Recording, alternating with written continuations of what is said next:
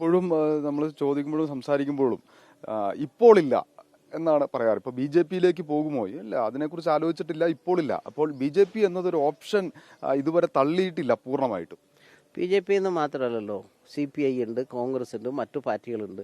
വരുന്ന ഒരു വ്യക്തി ഒരു അവസരം നേടുക ഉദ്ദേശിക്കുന്നു, ഒരു അവസരത്തിലേക്കാണ് കടക്കാൻ ആഗ്രഹിക്കുന്നത്. ഇപ്പോൾ ഈ പ്രശ്നം വിടാം, വേറെ എന്തെങ്കിലും ഒരു ഓപ്ഷൻ ഒരാൾ നോക്കുക എന്ന് പറഞ്ഞു കഴിഞ്ഞാൽ ആ ഓപ്ഷൻ നേടുന്നത് എങ്ങനെയായിരിക്കും അവർ സെലക്ട് ചെയ്യുന്നത്? ആ അർത്ഥത്തിൽ കണ്ടാൽ മതി. അതിനത് PJP എന്നോ CPI എന്നോ കോൺഗ്രസ് എന്നോ മറ്റൊന്നുമല്ല. നമുക്ക് നമ്മുടേതായ ഇപ്പോൾ എൻ്റെതായ നിലനിൽപ്പ് എനിക്ക് പ്രശ്നമേ അല്ല. എൻ്റെ നിലനിൽപ്പും എൻ്റെ കാര്യങ്ങളും എല്ലാം ഇനി ചിന്തിക്കേണ്ട കാര്യമില്ല. വെച്ചാൽ 40 വർഷത്തിൻ്റെ ഒരു രാഷ്ട്രീയ അനുഭവവും കാര്യങ്ങളുണ്ട്.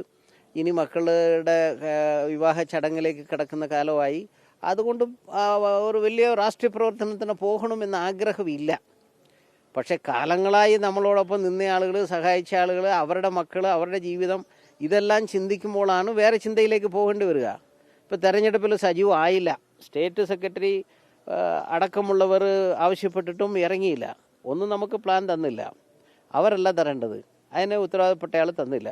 2, നമുക്ക് ഒരു ഇറങ്ങി അങ്ങ് പോയി പ്രവർത്തിച്ചു. ഒരു അപകടം എന്തെങ്കിലും നേരത്തെയുള്ള തെരഞ്ഞെടുപ്പിൽ വന്നതുപോലെ സൃഷ്ടിച്ചു. ഇപ്പോൾ നേതാക്കന്മാർ കാണിക്കുന്ന അടുപ്പം അപ്പോഴും കാണത്തില്ല. ഇവന് വീണ്ടും ഇത് തന്നെയാണോ പ്രശ്നം എന്നുള്ള ചിന്താഗതിയിലേക്ക് കൊണ്ടുവരും.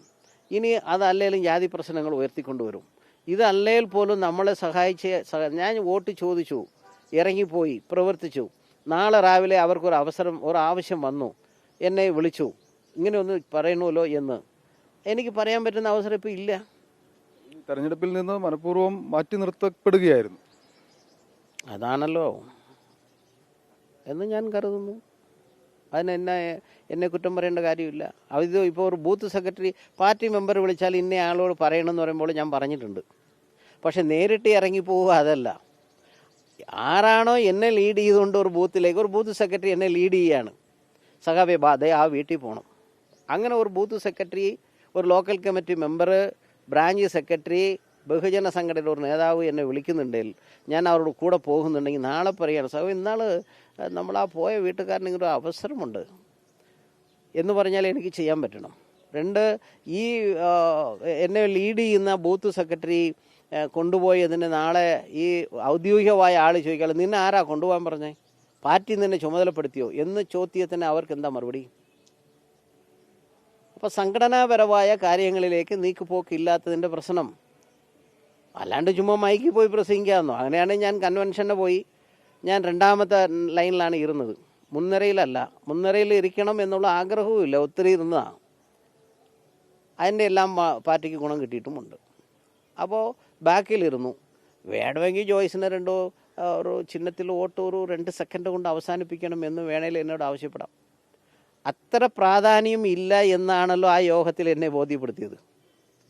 സെക്കൻഡ് നിരയിൽ ഇരിക്കുന്ന ആൾ ഫ്രണ്ടിലിരിക്കണ്ട, ഇനി 2 വാക്ക് സംസാരിക്കണ്ട. ഞാൻ സംസാരിച്ച് കൊതി തീർന്ന് നിൽക്കുന്ന ആളാണ്.